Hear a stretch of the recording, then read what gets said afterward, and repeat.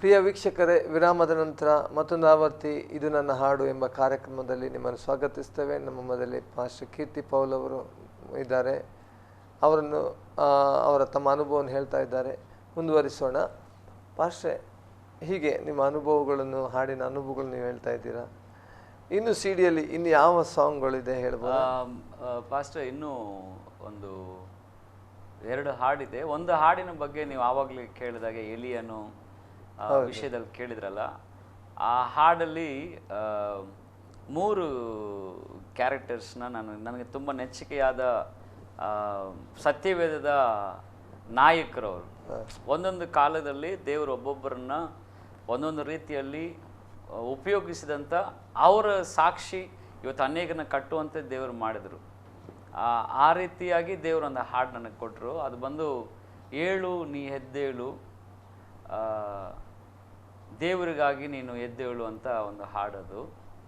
ಅದರಲ್ಲಿ ಎಲಿಯನ ಜೀವಿತ, ಎಲಿಯನ ಮುಖಾಂತರ ಮಾಡಿದಂಥ ಕಾರ್ಯಗಳು, ಎಸ್ತೇರಿನ ಜೀವಿತದಲ್ಲಿ ಮತ್ತು ಪೌಲನ ಕಾರ್ಯಗಳು, ಈ ಮೂರನ್ನಿಟ್ಟು ದೇವರು ನನಗೊಂದು ಹಾಡು ಕೊಟ್ಟರು. ನಾನು ಅನಿಸ್ತದೆ ಇದನ್ನು ನೀವು ಒಂದು ಸಂಚಿಕೆಯಲ್ಲಿ ಹೇಳಿದ್ದೀರಿ. ಕಳೆದ ಸಂಚಿಕೆಯಲ್ಲಿ ಅದ್ರ ಬಗ್ಗೆ ಹೇಳಿದ ಆ ಹಾಡನ್ನ ನಾನು ಹಾಡಲಿಲ್ಲ. ಆ ಹಾಡು ನಿಮಗೆ ಹಾಡ್ಲಿಕ್ಕೆ ಇಷ್ಟಪಡ್ತೀನಿ. ಏಳು ಎದ್ದೇಳು ಯುವಕನೇ ನೀ ಏಳು, ಏಳು ಎದ್ದೇಳು ಯುವತಿಯೇ ನೀ ಏಳು, ಲೋಕದ ಉಜ್ಜೀವನ ನಿನ್ನ ಕೈಯಲ್ಲಿ ಕೊಟ್ಟಿರುವ, ದೇಶದ ಉಜ್ಜೀವನ ನಿನ್ನ ಕೈಯಲ್ಲಿ ಕೊಟ್ಟಿರುವ, ಏಳು ಎದ್ದೇಳು ಯುವಕನೇ ಎದ್ದೇಳು ಅಂತ ಆ ರೀತಿ ಹಾಡೋಗುತ್ತೆ. ಚನ್ನದಲ್ಲಿ ಎಲಿಯನಂತೆ ಪ್ರಾರ್ಥಿಸಲು, ಅಗ್ನಿಯನ್ನು ಇಳಿಸಲು, ಎಲಿಯನಂತೆ ಪ್ರಾರ್ಥಿಸಲು, ಅಗ್ನಿಯನ್ನು ಇಳಿಸಲು, ಕರ್ತನೇ ದೇವರೆಂದು ಹೇಳಲು, ಎದ್ದೇಳು ನೀ ಎದ್ದೇಳು. ಆ ರೀತಿ ಆ ಹಾಡು ಬರುತ್ತೆ ಪಾಸ್ಟರ್. ಇದು ಯೌವನಸ್ಥರನ್ನು ನೀವು ಯೌವನಸ್ಥರಿಗಾಗಿ ದೇವ್ರು ಕೊಟ್ಟಂತ ಒಂದು ಹಾಡು. ಅಂದರೆ ಯೌವನಸ್ಥರಲ್ಲಿ ಒಂದು ಉಜ್ಜೀವನ ಉಂಟು ಮಾಡೋಕೆ ಎಲ್ಲ ಏನು ತಿಳ್ಕೊಂಡ್ರೆ, ನಾನು ಸಾಧಾರಣವಾದ ಮನುಷ್ಯ, ನನ್ನಿಂದ ಏನಾಗುತ್ತೆ. ಆದರೆ ದೇವರು ಸಾಧಾರಣದ ಮನುಷ್ಯನಿಂದ ಆತನಿಗೆ ಬೇಕಾದ ಅಸಾಧಾರಣ ಕಾರ್ಯಗಳನ್ನ ಮಾಡಿ, ಎಲಿಯನು ಯಾಕೋಬ 5:17 ಹೇಳ್ತಾರೆ, ನಮ್ಮಂತೆಯೇ ಸಾಧಾರಣದ ಮನುಷ್ಯ ಅಂತನು. ಯಾಕೋಬನು ನಮಗೆ ಅದನ್ನು ಉತ್ಸಾಹಪಡಿಸೋದಕ್ಕಾಗ ಮಾತನಾಡ್ತಾರೆ. ಆದರೆ ಇವಾಗ ಯೌವನಸ್ಥರು ಅದು ತಿಳ್ಕೊಂಡ್ರೆ ಅತಿ ಬೇಗನೆ ನಮ್ಮ ಕರ್ನಾಟಕದಲ್ಲಿರುವಂಥ ಎಲ್ಲ ಕ್ರೈಸ್ತ ಯೌವನಸ್ಥರು ದೇವರಿಗಾಗಿ ಎದ್ದೇಳೋದಾದರೆ ಕರ್ನಾಟಕ ರಾಜ್ಯದಲ್ಲಿ ಒಂದು ದೊಡ್ಡ ಉಜ್ಜೀವನ ಬರುತ್ತೆ ಅನ್ನೋ ಆಸೆಯಿಂದ ನಾವು ಆ ಹಾಡನ್ನು ನಾನು ಬರೆದವನಾಗಿದ್ದೀನಿ. ಆಮೇನ್. Praise the Lord. ನಿಮ್ಮ ಆಸೆ ದೇವರು ಖಂಡಿತವಾಗಿ ಈ ದಿವಸಗಳು ದೊಡ್ಡ ಉಜ್ಜೀವನ ಕಾಣಲಿಕ್ಕೆ, ಆ ಉಜ್ಜೀವನಕ್ಕೆ ಬೇಕಾದ ಒಂದೊಂದು ನಮ್ಮನ್ನು ನಾವು ಮುಡುಪಾಗಿ ಅದಕ್ಕೆ ಇಡಬೇಕಾದಂಥ ಒಂದು ಕಾರ್ಯ. ಎಲಿಯನನ್ನು ದೇವರು ಉಪಯೋಗಿಸಿದ್ದ ದೇವರು ಇವತ್ತು ನಮ್ಮನ್ನು ಅದಕ್ಕೆ ವೈರಾಗ್ಯ ಬೇಕು. ಆ ಪರಲೋಕದಿಂದ ಅಗ್ನಿ ಇಳಿದು ಬಂದ ನಂತರ ಎಲ್ಲರೂ ಅಲ್ಲಿ ಅರಿಕೆ ಮಾಡೋದು, ಯೆಹೋವನೇ ದೇವರು, ಯೆಹೋವನೇ ದೇವರು. ನಮ್ಮ ರಾಜ್ಯದಲ್ಲೂ ಯೇಸು ಒಬ್ಬನೇ ದೇವರು, ಯೇಸುವೇ ಮಾರ್ಗ ಸತ್ಯ ಜೀವನ ಎಂದು ಬೊಬ್ಬೆ ಹಾಕಬೇಕಾದ್ರೆ ನಾವು ಎದ್ದೊಳ್ಬೇಕಾಗಿದೆ. ಅಷ್ಟೇ. ಹಾಗೆ ಇನ್ನು ಒಂದು ಸಾಂಗ್ ಅಂತ ಹೇಳಿ. ಹೌದೌದು, ಅದು ಆ ಹಾಡು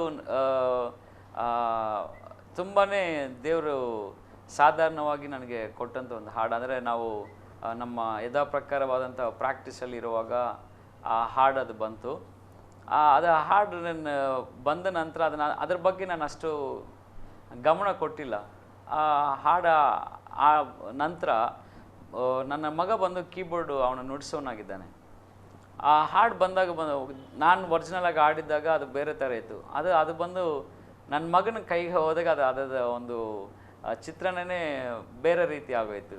ಅವನು ಚಿಕ್ಕ ವಯಸ್ಸಲ್ಲಿ ಆ ಕೀಬೋರ್ಡ್ ಇಟ್ಕೊಂಡು ಅವನು ಅದಕ್ಕೆ ಒಂದು ಒಳ್ಳೆಯ ವೆಸ್ಟರ್ನೈಸ್ ರೀತಿಯಲ್ಲಿ ಅದಕ್ಕೆ ರಾಗ, ಅದಂದರೆ ಮ್ಯೂಸಿಕ್ ಸಂಯೋಜಿಸಿ ಅವತ್ತು ಹೇಳ್ದ, ಡ್ಯಾಡಿ ನಿನ್ನ ಸಾಂಗ್ನ ನಾನು ತುಂಬ ಹೊಸದಾಗಿ ಮಾಡಿದ್ದೀನಿ ಅಂತ ಹೇಳಿ ಆ ಕೀಬೋರ್ಡ್ ಇಟ್ಕೊಂಡು ಅವನು ಬಾರ್ಸೋಕ್ಕೆ ಶುರು ಮಾಡ್ದ. ಅವಾಗ ಮಾಡ್ತಾ ಇರುವಾಗ ಸರಿ ನಾನು ಇದು ಓಕೆ ನಾವು ಇದು ಮಾಡೋಣ. ಆದರೆ ನನ್ನಲ್ಲಿ ಆವಾಗೊಂದು ಆಸೆ ಆಯ್ತೇನೆಂದರೆ ಈ ಹಾಡಲ್ಲಿ ದೇವರ ವಾಕ್ಯವನ್ನು ಮಹಿಮೆ ಪಡಿಸುವಂಥ ಒಂದು ಹಾಡಾಗಿದೆ ಮಾರ್ಪಡಬೇಕು. ದೇವರ ವಾಕ್ಯ ಎಲ್ಲ ಚೆಂದಲ್ಲಿ ವಾಕ್ಯ ವಾಕ್ಯ ವಾಕ್ಯ ವಾಕ್ಯ ಅಂತ ಬರಬೇಕು. ಎಷ್ಟು ಚೆನ್ನಾಗಿ ಬರುತ್ತೋ ಅದರಲ್ಲಿ ನಿನ್ನ ವಾಕ್ಯ, ದೇವರ ವಾಕ್ಯ. ಯಾಕಂದರೆ ಹಾಡು ಕೇಳೋದು ನಾವು ಅನೇಕರು ಏನು ಮಾಡ್ತೀವಿ ಅಂದರೆ ಯಾವುದು ಎಲ್ಲ ಹಾಡುಗಳು ಒಳ್ಳೆಯದೇ, ಆದರೆ ನಾವು ಮಾಡೋದ್ರಲ್ಲಿ ಅವ್ರು ಕೇಳೋರಿಗೆ ದೇವರ ವಾಕ್ಯದ ಬಗ್ಗೆ, ಪ್ರಾರ್ಥನೆ ಬಗ್ಗೆ, ಶಕ್ತಿಯ ಬಗ್ಗೆ, ದೇವರ ಕೃಪೆ ಬಗ್ಗೆ ಯಾವುದಾದ್ರೂ ಒಂದು ನೆನಪು ಮಾಡ್ತಾರೋ ಥರ ನಾವು ಮಾಡೋಣ ಅಂತೇಳಿ ನಾನು ನನ್ನ ಮಗ ಕುಳಿತುಕೊಂಡು ಆ ಹಾಡನ್ನು ನಾವು ಎಲ್ಲ ಚರಣಗಳಲ್ಲಿ ದೇವರ ವಾಕ್ಯ, ನಿನ್ನ ವಾಕ್ಯ, ನಿನ್ನ ವಾಕ್ಯ, ನಿನ್ನ ವಾಕ್ಯ, ವಾಕ್ಯದಿಂದ ಏನೇನೇ ನಮಗೆ ಪ್ರಯೋಜನ ಇದೆ ಅಂತ ನಾನು ಆ ಹಾಡನ್ನು ನಾನು ಬರೆದೆ. ಓಕೆ, ಆ ಹಾಡು ಹೇಗಿದೆ ಪರ್ಷೆ? ನೀ ಒಳ್ಳೆವ ಸರ್ವಶಕ್ತನು, ನೀ ಒಳ್ಳೆವ ಸರ್ವಶಕ್ತನು, ಎಂದೆಂದು ಮಾರ್ಪಡದವನು. ಯೇಸುವೆ ನೀ ಒಳ್ಳೆವ ಸರ್ವಶಕ್ತನು, ನೀ ಒಳ್ಳೆವ ಸರ್ವಶಕ್ತನು, ಎಂದೆಂದು ಮಾರ್ಪಡದವನು. ನಿನ್ನ ವಾಕ್ಯದಿ ಬಿಡುಗಡೆ ಉಂಟು, ನಿನ್ನ ವಾಕ್ಯದಿ ಜಯವು ಉಂಟು. ಓಹೋ ನಿನ್ನ ವಾಕ್ಯದಿ ಬಿಡುಗಡೆ ಉಂಟು, ನಿನ್ನ ವಾಕ್ಯದಿ ಜಯವು ಉಂಟು. ನೀ ಒಳ್ಳೆವ ಸರ್ವಶಕ್ತನು, ನೀ ಒಳ್ಳೆವ ಸರ್ವಶಕ್ತನು, ಎಂದೆಂದು ಮಾರ್ಪಡದವನು. ಯೇಸುವೇ. ಇದು ನನ್ನ ಸಿಡಿಯ ಆ ಹಾಡಲ್ಲಿ ದೇವರು ಕೊಟ್ಟಂತ ಮಾತೆ ನನ್ನ ಸಿಡಿಗೆ ಆ ಹೆಸರನ್ನು ನೀನು ಮಾರ್ಪಡದವನು. ಈ ಹಾಡಿನಲ್ಲಿ ಅಂದ್ರೆ ನನಗೆ ಆಸೆ ಇದ್ದಿದ್ದು ಅದೇ, ಆ ಹಾಡಲ್ಲಿ ದೇವರು ಅದನ್ನ ಕೊಟ್ಟಿದ್ರು. Price the lord. ಓಕೆ, ಈ ರೀತಿಯ ನೀವು ಹಾಡುಗಳನ್ನು ಬರೆದು ಕರ್ತನ ಕೃಪೆಯಿಂದ ನೀವು ತಮಿಳಲ್ಲಿ ಹಾಡನ್ನು ರಚಿಸಿದ್ದೀರಾ, ಆ ಹಾಡನ್ನು ಹಾಡಿ ಸಿ ಡಿಗಳನ್ನು ಬಿಡುಗಡೆ ಮಾಡಿದೆ. ಆ ಹಾಡಿನ ಅಥವಾ ಸಿ ಡಿಯ ರೆಸ್ಪಾನ್ಸ್ ದೇವಜನರ ಅಥವಾ ಇನ್ಕ್ಲೂಡಿಂಗ್ ನೀವು ಇಂಡಿವಿಜುವಲ್ ಆಗಿ ಹೇಳಿದರೆ ಹೇಗೆ ಆಯಿತು? ಹೇಗೆ ಅಂದರೆ ಬಹಳ ಪ್ರಯತ್ನದಿಂದ ನೀವು ದೇವರ ಕೃಪೆಯಿಂದ ತುಂಬ ನೀವು 2009ನೇ ಇಸವಿಯಿಂದ ನೀವು ಹಾಡುಗಳನ್ನು ರಚಿಸ್ತಾ ಬಂದರೆ, ಕೆಲವೊಂದು ಹಾಡುಗಳು ಅದನ್ನು ನೀವು ಹಾಡಿನ ರೂಪದಲ್ಲಿ ತಂದರೆ ಅದರ ಅನುಭವಗಳನ್ನು ಹೇಳ್ಬೋದಪ್ಪ ಅಷ್ಟೇ? ಅಂದರೆ ಆ ಸಿ ಡಿಯ ಮುಖಾಂತರ? ಹೌದು. ಆ ಸಿ ಡಿ ನಾವು ಪ್ರೊಡ್ಯೂಸ್ ಮಾಡೋದಕ್ಕೆ ತುಂಬಾ ಕಷ್ಟಪಟ್ಟು, ನಾನು ಕಲೆ ಸಂಚಿಕೆಯಲ್ಲಿ ಹೇಳಿದೆ, ನಾವು ಸೈಟ್ ಸೇಲ್ ಮಾಡಿ ಎಲ್ಲ ತುಂಬ ವಿಧದಲ್ಲಿ ಕಷ್ಟದಿಂದ ಪಟ್ಟು ನಾವು ಅದು ಮಾಡಿದ್ವಿ. ಅದರಲ್ಲಿ ಒಂದು ನಾವು ಇದನ್ನು ನಾವು ಇಟ್ಟಿದ್ದೀವಿ, ನಿಬಂಧನೆ ನಾವು ಮಾಡ್ಕೊಂಡು ನಾವು ಸಾಲ ಮಾಡಿ ಸಿ ಡಿನ ಮಾಡಬಾರ್ದಂತ. ಅದನ್ನು ದೇವರು ಪ್ರಾರ್ಥನೆ ಕೇಳಿ ಆ ಸಾಲವಿಲ್ಲದೆ ನಾವು ಅದು ಮಾಡಿದ್ವಿ. ಆ ಸಿ ಡಿ ರಿಲೀಸ್ ದಿನಾನೇ ನನಗೆ ತುಂಬ ಸಾಕ್ಷಿಗಳು ನಾನು ಕೇಳಿದೆ. ಬೆಂಗಳೂರಲ್ಲಿ ನಾವು ಆ ಸಿ ಡಿ ರಿಲೀಸ್ ಮಾಡಿ ಎಲ್ಲರೂ ಸಿ ಡಿ ತಗೊಂಡು ಹೋಗಿತ್ತು, ಎಲ್ಲ ಆಯಿತು. ಬೆಳಗ್ಗಿನ ಜಾವನೇ ಮೊದಲು ನಾವು ಇನ್ನೂ ತುಂಬ ಆಯಾಸದಿಂದ ನಾವು ಇನ್ನೂ ಹಾಸಿಗೆಯಿಂದ ಎದ್ದಿರಲಿಲ್ಲ, ಫೋನ್ಸು ರಿಂಗ್ ಮಾಡೋಕ್ಕೆ ಶುರುವಾಗಿದೆ. ಆ ರೀತಿ ಇರುವಾಗ ಅದೇ ಮೊದಲನೇ ಸಾಕ್ಷಿಯ ಸಿ ಡಿಗೆ ಒಬ್ಬರು ಫೋನ್ ಮಾಡಿ ಮಾತನಾಡಿ ಶುರು ಆದರು. ಫಸ್ಟ್ ಅವ್ರು ಹೇಳಿದ ತಕ್ಷಣ, ಪಾಸ್ಟರ್ ಈ ಸಿ ಡಿನ ನಮಗೆ ದೇವರ ಕೃಪೆಯಿಂದ ನೀವು ಎಲ್ಲರಿಗೂ ತಲುಪಿಸೋದಕ್ಕೆ ನಾನು ದೇವರಿಗೆ ಸ್ತೋತ್ರ ಹೇಳ್ತೀನಿ, ನಿಮಗೆ ತುಂಬ ಧನ್ಯವಾದ ಹೇಳ್ತೀನಿ ಅಂತ ಹೇಳಿದರು. ಹೌದಾ ಬ್ರದರ್, ಸರಿ. ನನಗೆ ತುಂಬಾ ನಿದ್ರೆ ಮಂಪಲ್ಲಿದ್ದೆ. ನಾನೆಲ್ಲ ಸರಿ ಇಲ್ಲ ಬ್ರದರ್, ನಾನು ಇನ್ನು ಸ್ವಲ್ಪ ಹೊತ್ತು ನಿಮ್ಮ ಹತ್ರ ಮಾತನಾಡಬೇಕು ಅಂತ ಹೇಳಿದರೆ, ಸರಿ ನಾನೆಲ್ಲ ಸರಿ, ನೀವು ಹೇಳಿ ಏನು ಹೇಳಬೇಕು. ಇಲ್ಲ, ಈ ಹಾಡನ್ನ ಕೇಳಿದ ನಂತರ ನಾನು ರಾತ್ರಿನೇ ನಿಮ್ಗೆ ಫೋನ್ ಮಾಡಬೇಕಂದಿದ್ದೆ, ಆದರೆ ರಾತ್ರಿ ತುಂಬ ಸಮಯ ಕಳೆದ್ರಿಂದ, ಅಂದರೆ ಸುಮಾರು 1:30-2 ಗಂಟೆ ಆಗೋಯಿತು. ಈ ಟೈಮಲ್ಲಿ ಫೋನ್ ಮಾಡಿದ್ರೆ ಸರಿ ಇರೋದ್ರಿಂದ ನಾನು ಬೆಳಗ್ಗೆ ಯಾವಾಗ ಆಗುತ್ತೋ ಅಂತ ನಾನು ಕಾಯ್ಕೊಂಡಿದ್ದೆ.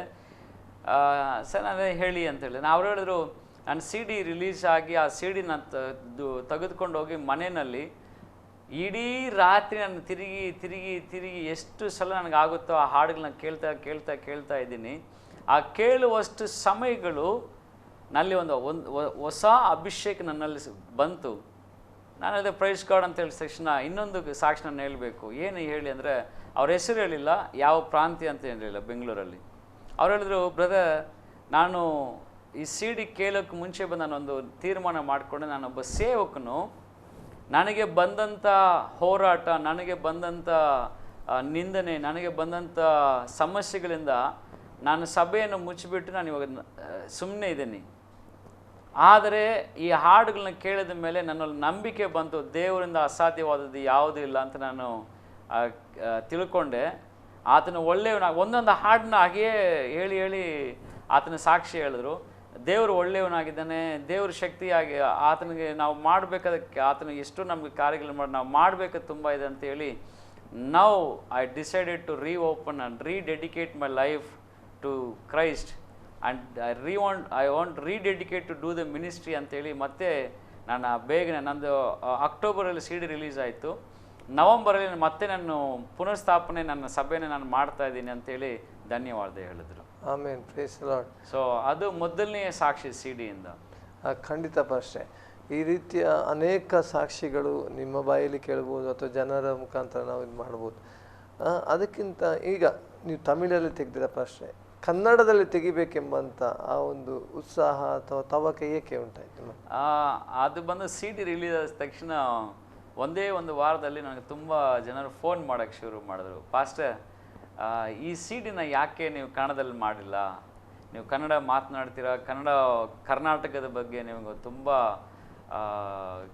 ಏನಂತಾರೆ ಅದಕ್ಕೆ ಅಭಿಮಾನ ಕಿಚ್ಚು ಇದೆ, ಜನರಿಗಾಗಿ ಪ್ರಾರ್ಥನೆ ನಡೆಸೋದು ಯಾವಾಗಲೂ ನಾವು ನಿಮ್ಮ ಸೇವೆಗೆ ನಾವು ಬರ್ತೀವಿ, ಕರ್ನಾಟಕ ಅಂದ ತಕ್ಷಣ ನೀವು ಮೊಣಕಾಲೂರಿ ಕಣ್ಣೀರಿನಿಂದ ಪ್ರಾರ್ಥನೆ ಮಾಡೋದೆಲ್ಲ ನಾವು ನೋಡಿ, ಯಾಕೆ ನೀವು ಕನ್ನಡದಲ್ಲಿ ನೀವು ಮಾಡಬಾರ್ದು ಅಂತ ಮೊದಲನೇದಾಗಿ ಒಂದು ಸಹೋದರಿ ನನಗೆ ಕೇಳಿದ್ರು.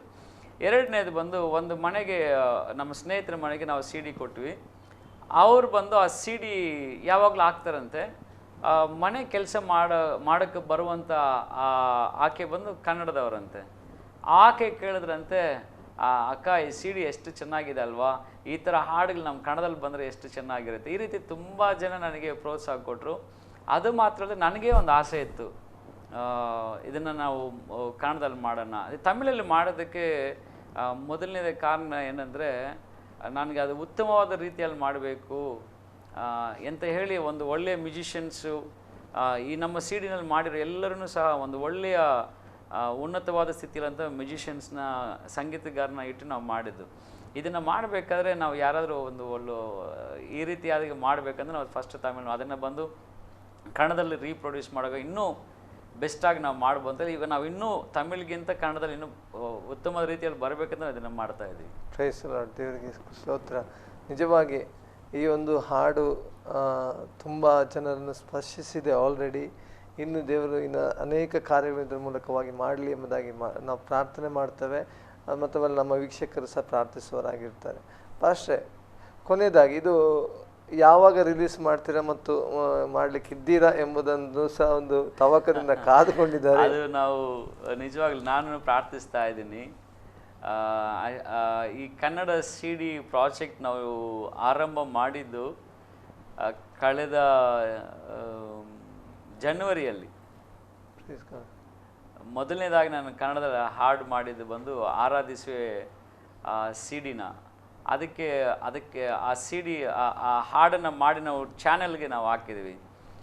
ಅದಕ್ಕೆ ನನಗೆ ತುಂಬಾ ಪ್ರೋತ್ಸಾಹ ಕೊಟ್ಟು ನೀನು ಮಾಡೋಕ್ಕಾಗುತ್ತೆ ಅಂಥೇಳಿ ಎಲ್ಲರೂ ಒಂದು ಕೇಳಿದರು. ಆದರೆ ನನ್ನ ತುಂಬ ಪ್ರಿಸೈಸ್ ಮಾಡಿದ್ದು, ನನ್ನ ತುಂಬ ಫೋರ್ಸ್ ಮಾಡಿದ್ದು ನನ್ನ ತುಂಬ ಆತ್ಮೀಯ ಸಹೋದರನ ಮಿತ್ರನಾದಂಥ ಎಲ್ಸನ್ ಬೇಬಿ ಅವರು, ನ್ಯೂ ಹೋಪ್ ಟಿ ವಿಯ ಸಂಸ್ಥಾಪಕರು. ನನ್ನ ತುಂಬ ಒತ್ತಾಯ ಮಾಡಿ, ನೀನು ಕನ್ನಡ ಅಂತೀಯ, ನೀನು ಕನ್ನಡ ಮಾಡಬೇಕು ಅಂತೇಳಿ ಡಿಸೆಂಬರ್ 29ನೇ ತಾರೀಕು ನಾನು ಸೇವೆ ಮುಗಿಸ್ಕೊಂಡು ಬಂದು 2 ದಿನದಲ್ಲಿ ಹಾಡನ್ನ ನಾವು ಮುದ್ರಣೆ ಮಾಡಿ ಅದನ್ನು ಚಿತ್ರೀಕರಣ ಮಾಡಿ 2 ದಿನದಲ್ಲಿ ನಾವು ಚಾನಲ್ಗೆ ಮತ್ತು ಯೂಟ್ಯೂಬ್ಗೆ ಹಾಡನ್ನು ಹಾಕೋಕ್ಕೆ ಸಹಾಯ ಆಯಿತು. ಅಂದರೆ ಜನವರಿಯಿಂದ ನಾವು ಪ್ರಯತ್ನ ಮಾಡ್ತಾಯಿದ್ದೀವಿ. ಅದು ಯಾಕಂದರೆ ನನ್ನ ಒಂದೇನೆಂದರೆ ಮಾಡೋದನ್ನು ಉತ್ತಮವಾಗಿ ಮಾಡಬೇಕು ಅಂತ ಸಮಯ ತೊಗೊಂಡು ಮಾಡ್ತಾಯಿದ್ದೀನಿ.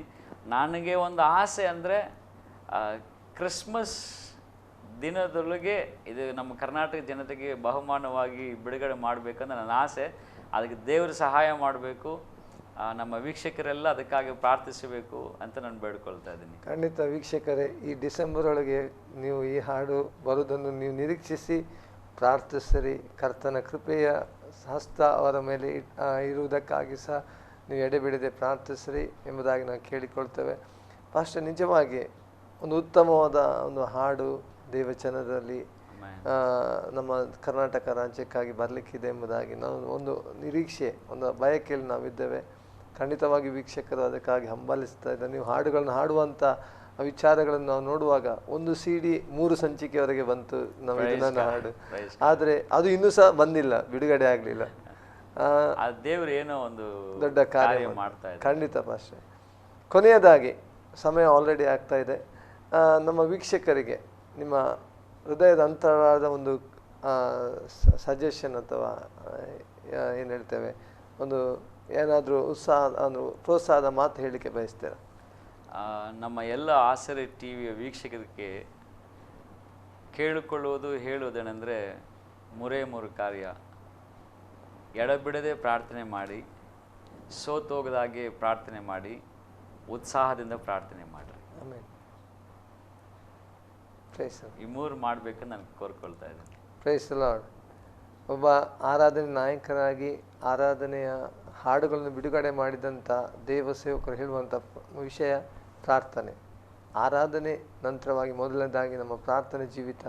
ಆರಾಧನೆ ಒಟ್ಟಿಗೆ ಇರಬೇಕು, ಅದರೊಟ್ಟಿಗೆ ಪ್ರಾರ್ಥನೆ ಮುಖ್ಯವಾಗಿರಬೇಕು ಪ್ರಿಯರೇ. ಹಾಗಾದರೆ ನಮ್ಮ ಜೀವಿತದಲ್ಲಿ ಎಂಥ ಪರಿಸ್ಥಿತಿಯಲ್ಲೂ ಕರ್ತನ ನಮ್ಮ ಹಸ್ತವನ್ನಿಟ್ಟು ನಡೆಸುವನಾಗಿದ್ದಾನೆ. ಅದು ನಾನೆನಿಸ್ತೇನೆ ನಿಮ್ಮ ಹೃದಯದ ಮಾತು. ಹೌದು ಬಾಸ್. ಯಾಕಂದರೆ ಎಡೆಬಿಡದೆ ಪ್ರಾರ್ಥನೆ ಮಾಡಬೇಕು, ಸೋತೋಗದಂತೆ ಪ್ರಾರ್ಥನೆ ಮಾಡಬೇಕು, ಉತ್ಸಾಹದಿಂದ ಪ್ರಾರ್ಥನೆ ಮಾಡಬೇಕು. ಈ ಪ್ರಾರ್ಥನೆ ಮಾಡೋದಾದರೆ ಎಲ್ಲ ಕಾರ್ಯಗಳಲ್ಲಿ ದೇವರು ಮಾರ್ಪಡಿಸೋನಾಗಿದ್ದಾನೆ. ಪ್ರಾರ್ಥನೆ ಬಂದು ಮನುಷ್ಯನ ಜೀವಿತವನ್ನು ಬದಲಾಯಿಸುತ್ತದೆ, ಕುಟುಂಬದ ಪರಿಸ್ಥಿತಿಯನ್ನು ಬದಲಾಯಿಸುತ್ತದೆ, ದೇಶದಲ್ಲಿ ಉಜ್ಜೀವನ ಉಂಟು ಮಾಡುತ್ತದೆ, ಸಭೆಗಳಲ್ಲಿ ಎಂದೂ ಇಲ್ಲದಂಥ ಉಜ್ಜೀವನವನ್ನು ನಾವು ನೋಡ್ಬೋದು. ಆಮೇನ್. Praise the Lord. ದೇವರಿಗೆ ಸ್ತೋತ್ರ. ನಮ್ಮ ಮಧ್ಯದಲ್ಲಿ ಆಸರೆ ಟಿವಿಯಲ್ಲಿ ಬಂದು ತಮ್ಮ CD ಬಿಡುಗಡೆಯ ಅನುಭವ ಅಥವಾ ಬಿಡುಗಡೆ ಮಾಡಲಿಕ್ಕಿರೋ ಅನುಭವ, ಈ ಎರಡರ ಕುರಿತಾಗಿ ವಿಸ್ತಾರವಾಗಿ ನಮ್ಮ ವೀಕ್ಷಕರಿಗೆ ತಿಳಿಸಿದಂಥ ತಮಗೆ ದೇವರು ಕರ್ತನ ಆಶೀರ್ವಾದ ಮಾಡಲಿ. ವಂದನೆಗಳು ಪಾಸ್ಟರ್. Thank you pastor. ಪ್ರಿಯ ವೀಕ್ಷಕರೇ, ಪಾಸ್ಟರ್ಗಾಗಿ ನೀವು ಪ್ರಾರ್ಥಿಸರಿ. CD ಬಿಡುಗಡೆ ಕಾರ್ಯ ಎಂಬುದಂಥದ್ದು ಸುಲಭದ ವಿಷಯ ಅಲ್ಲ. ನಿಮ್ಮ ಕರ್ತನ ಪ್ರೇರೇಪಣೆಯೊಂದಿಗೆ ಅವರಿಗಾಗಿ ಪ್ರಾರ್ಥಿಸ್ರಿ, ಸಹಾಯಿಸ್ರಿ ಎಂಬುದಾಗಿ ಸಹ ನಾವು ಹೇಳಲಿಕ್ಕೆ ಬಯಸ್ತೇವೆ.